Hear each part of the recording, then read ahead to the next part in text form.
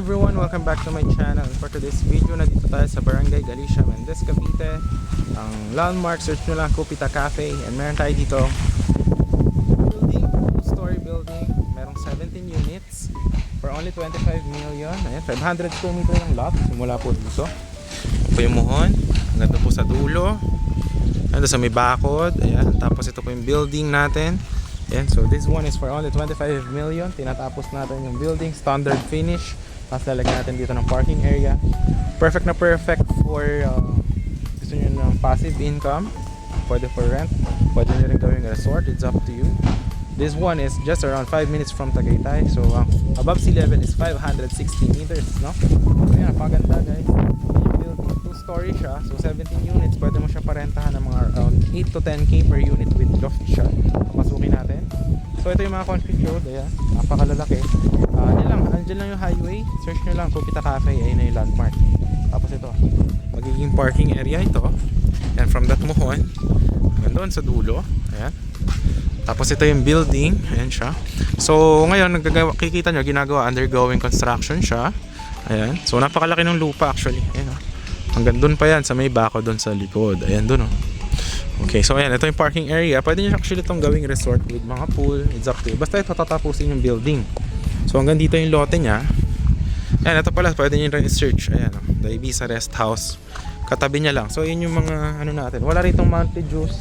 Walang restriction. So hanggang dito yung lote. May muhon yan dito. So na yung muhon. Nandito yung muhon yan guys. Nandyan yung 500 hanggang doon. Babakuran yan dito, may setback. So ito yung sa kabilang side ng building. Ayan siya.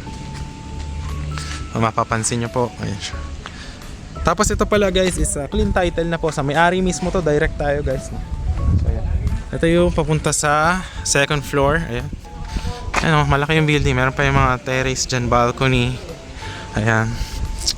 So ito yung ating going to second floor. Ito naman yung mga sample ng unit. So ganito yung mga sample ng unit natin. May 1 CR, 1 bedroom, may loft. Tapos ito yung living room. Ayan. Ayan siya guys. So ano to, 17 units. Yung nandun sa may taas, yun yung mga patapos na. Pero same lang lahat ng itsura ng mga unit po dito. Ayan. Ayan siya. Ayan, meron lang. Ayan, pagpasok, merong isang bedroom. May isang bathroom. Tapos yan, may loft. Yan. So, yan. Dito sa kabila. Okay tayo sa second floor. Nandun kasi yung mga sample ng mga finish na. Okay? So, this one guys is a free transfer of title na rin siya. Okay? Tapos ang terms dito is kahit 50% lang muna yung down. Tapos contract. Tatapusin kasi namin to. So, mga around ano pa to? 3 months. Tapos, tsaka nyo bayaran yung remaining balance kapag yan. Tapos na yung buong unit, pati yung mga parking, lahat, and anything. 80% kung magkano po yung ating 25 million, and then 20% remaining is sa pag-process naman ng mga docs. Okay? So, yan siya. Ito yung mga kapitbahay. Ayan. Tapos yan, yung may swimming pool yung isa doon. Ayan, ayun, bayan na yun guys. Yung may mga linya ng kuryente. Yan na po yung bayan ng Mendez, no? Bayan ng Mendez. Napakalamig guys. Presko ang weather sa Riwa. Ayan. Kita nyo naman yung vibes ng environment. Ayan. Diba? Okay, so tara. Pakita ko sa inyo yung sample ng mga unit na finish na. Ayan o. Ito siya. Ito. Ayan. Ito yung sample ng mga finish natin na units. May loft. Tapos may kitchen, ayan, kasama to, ganito. Lahat tong mga units dito, ganito yung finish. Mayroong lababo, sliding, ganito yung bathroom. Ayan. Okay, tapos ito yung bedroom. Ayan. Okay, tapos may sliding window, lahat. Okay, ayan. Ayan yung swimming pool ng kapitbahay. Ayan, kung mapapansin nyo po. Ayan po siya, no? Ayan, no?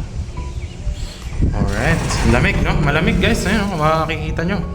Pakalamig po dito. Pwede to for resort or events place, or pwede na ang gawin yung business is for, apartment. Depende sa inyo. Pero pwede ito for resort. So, yan yung kanyang bedroom. Ayan, ito yung bathroom. Ayan, oh. May sink. Alright. Tapos, going tayo sa loft. Okay? Sa loft. Ayan, malaki din po yung space doon. Parang unit siya for mga condo. Ayan. So, ganyan yung taas. Pagtapos na. Tapos yan may ilaw. Ayan, oh. Ayan, okay? Tapos may mga outlet for electricity. Ayan.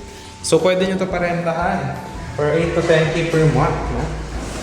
Tapos, kung gusto nyo naman for gawa kayo ng resort, pwede to for overnight ng mga people, di ba? So, yan. Ito yung mga units. Ayan siya. So, 17 units all in all. Ayan. Same lang yan lahat. Mapapansin nyo. Ayan. So, ayan. Ito po yung ibang unit. Tinatapos lang yung iba. So, ayan. Ito siya sa likod. Ayan. Okay. Ayan. Ayan siya.